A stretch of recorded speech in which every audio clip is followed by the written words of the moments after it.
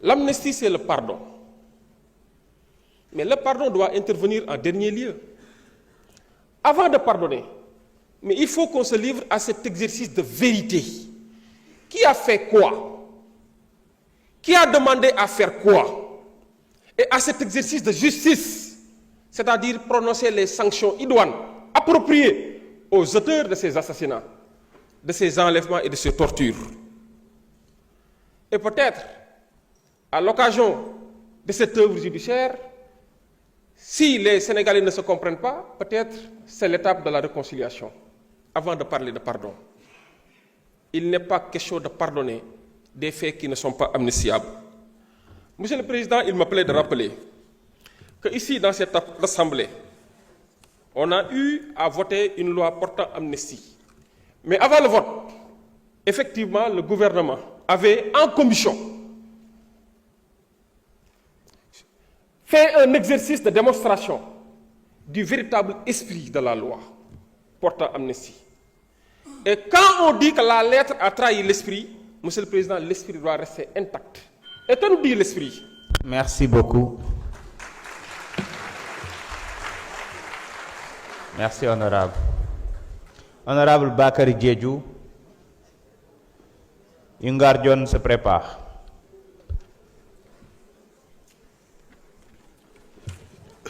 Merci, Monsieur le Président. Monsieur le ministre garde des Sceaux, ginnaaw bi ñu la nuyoo ñu ngi nuyu say collaborateurs. Profitons également de nuyu mes collègues honorables députés.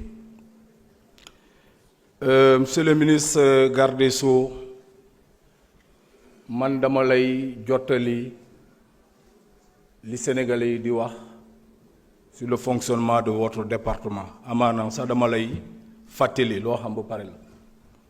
Sénégalais yu bëri nee nañu sa liggéey département dafa yéex. Sénégalais yu bëri nee nañu Assemblée nationale jox na la liste de ses membres devant constituer la haute cour de justice. Nee nañu boobu ba léegi gis ñu benn acte concret bi ngeen posé.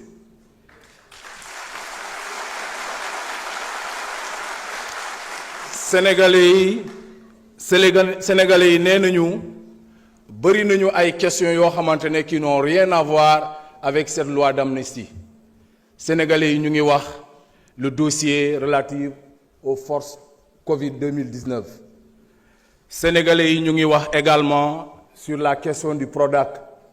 Sénégalais yi nee nañu à part mon voisin Mamina Daffé qui croupit aujourd'hui en prison, les cerveaux se pavardent encore dans les salons de la condescendance. Sénégalais yi nee nañ du yoon. Sénégalais yi nee nañu daa mel ni yéen ñemewu leen affronter les véritables questions pour lesquelles ils ont sanctionné le régime de Macky Sall. Sénégalais yi nee nañu dafa mel ni votre département fait dans le dilatoire. S'il vous plaît, honorable. S'il vous plaît, le public, arrêtez, s'il vous plaît. Arrêtez, s'il vous plaît. Allez-y, honorable. Ouais, monsieur le ministre garde des Sceaux, man damay rafetal njort. Man dama gëm ni da ngeen doon xaar cette loi-là pour ne pas faire dans l'illégalité. Parce que ñun ñoo wootee rupture te ñun waruñu doxalee comme ñeneen ñi. Kon à partir d'aujourd'hui, les députés vont vous donner toute la plénitude pour que ngeen mën a def seen liggéey. Donc, monsieur le ministre, moi je pense que ce ne sont pas les agitations d'un groupuscule de personnes. Et aujourd'hui, je me rends compte quand même, j'ai comme l'impression qu'il y a une intercoalition entre Takku Wallu et certains députés qui se disent non alignés. Mais les agitations ne pourraient pas nous perturber. Monsieur le ministre, vous ne pouvez pas nous avoir frappés, blessés, torturés, emprisonnés, tués et vouloir être nos conseillers. Ça n'a pas de sens. Monsieur le ministre, moi je suis originaire du département de Bignona. Un département qui a payé le plus lourd tribut parce que le département de Bignona était un champ de tir. Monsieur le ministre, si vous connaissez Bignona, savez-vous que le goudron noir du rond-point Émile Badiane était devenu rouge du sang rouge de nos martyrs? Goudron bu ñuul bi ci département de Bignona rond-point Émile Badiane dafa dem ba xonq deret ñi nga xamante ne xale yi ñu rey. Le peuple sénégalais demande justice. Le peuple sénégalais demande justice. Non à l'oubli, monsieur le ministre. Monsieur le ministre, fi mooy jeexalee mooy le rapport de la Cour des comptes de 2017. À la page 143 et au point 247, production de fausses diplômes. Monsieur le ministre, nous sommes des acteurs de l'éducation, des défenseurs du système éducatif sénégalais. Nous disons non à la falsification des diplômes. Monsieur le ministre, ci loolu am na recommandation numéro 3 boo xamante ne la Cour des comptes nee nañu ministre de la justice dafa war a topp ñi nga xamante ne ñoo falsifier les diplômes.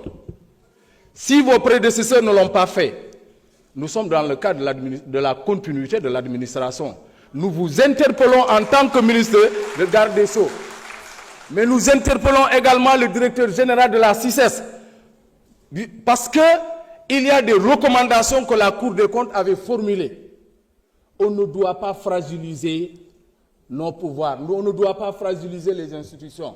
Quand la Cour des comptes aujourd'hui donne des recommandations, vous avez le devoir et l'obligation morale d'aller dans ce sens-là. Sinon, vous encouragez ceux-là qui jettent le discrédit. Merci beaucoup, honorable. Merci. Merci beaucoup. Honorable Yungar John, vous avez la parole. Honorable Mamadou Sey, man nga waajal. Assalamu alaikum. Excusez-moi, c'est quelle disposition? Veuillez lire l'article.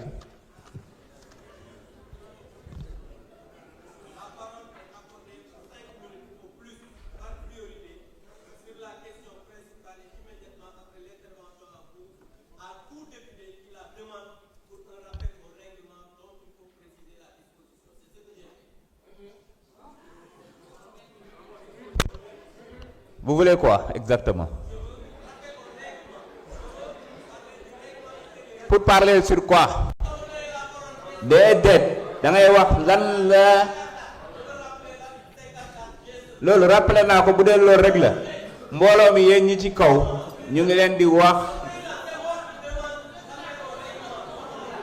la police de l'Assemblée c'est moi. amul looy wax naa ko toogal yo yeggali.